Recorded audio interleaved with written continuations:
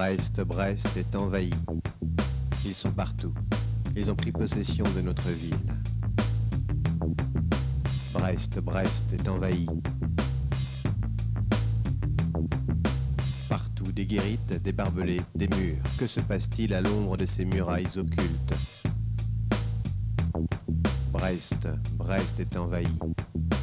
Brest est en proie à une invasion en règle. Toute une partie de la ville s'est emmurée, calfeutrée, derrière des murs bizarres et sinueux, qui suivent d'invisibles démarcations et verrouillent une partie du paysage. Ici et là, des portes aux noms improbables, portes Surcouf, portes Caffarelli, crèvent ces contreforts hostiles, barrés de pancartes sinistres et de panneaux d'interdiction. On voudrait nous cacher quelque chose qu'on ne s'y prendrait pas autrement. Même, on en vient à se demander quelle obscure armée pullule dans ces retranchements, quelle prodigieuse force de frappe s'accumule dans le secret des réduits, sous la croûte d'acier des hangars. Et on imagine des monstres bardés et hérissés de guirlandes acérées, lestés de canons menaçants, montés sur d'épaisses chenilles en colimaçon. Brest est envahi. Cet étrange objet jette une lueur de confirmation. En plein milieu du square Wilson, figé dans son apparente bonhomie de kiosque à musique, tout ce qui est rond, dit-on, est mignon, ce vaisseau de pierre intrigue le paisible voyageur préhistorique. Regardons son chapeau. N'est-il pas profondément exagéré et en fait totalement démesuré? Ne s'agit-il pas d'un bien encombrant chapeau pour un petit kiosque à musique? Reculons de quelques pas et constatons. Le kiosque à musique du square Wilson est tout simplement une soucoupe volante. Certes, on l'a camouflé au possible, revêtu d'un manteau de pierre, lesté de petits escaliers. Pourtant, c'en est une, posée en plein cœur de l'évidence, comme tout à l'heure sur la place publique, devant les yeux usés des usagers. Les gens passent là chaque jour pour se rendre au travail, pour acheter leur pain ou pour le seul plaisir de déambuler, sans que jamais le voile ne se déchire. Laissons là les ovnis compliqués, les vaisseaux à étages, les ogives de métal, les triangles à antennes.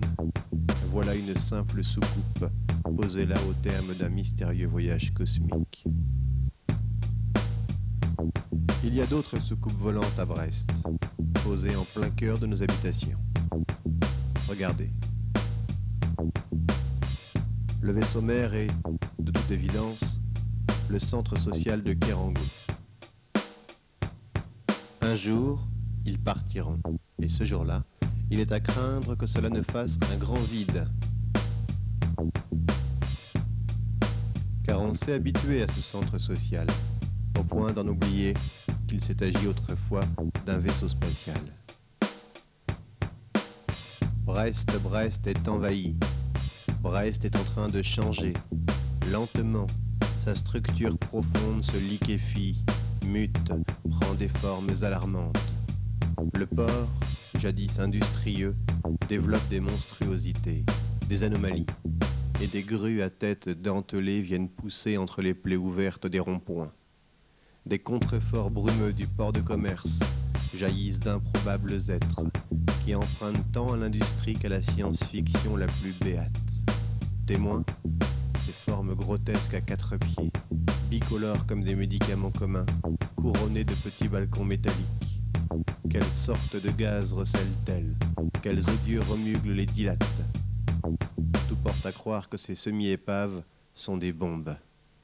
Pourquoi?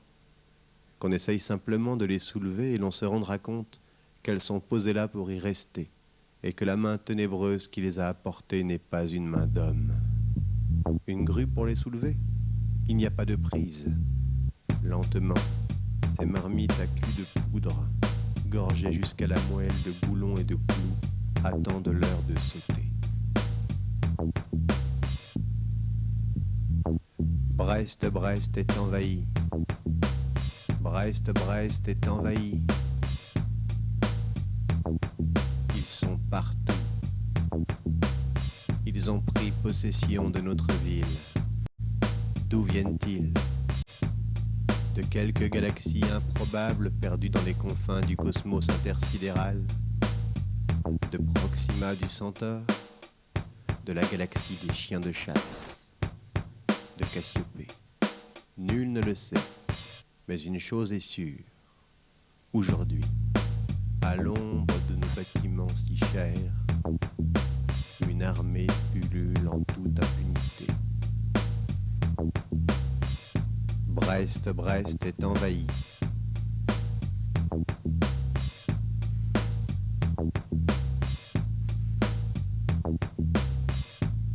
Brest est envahi.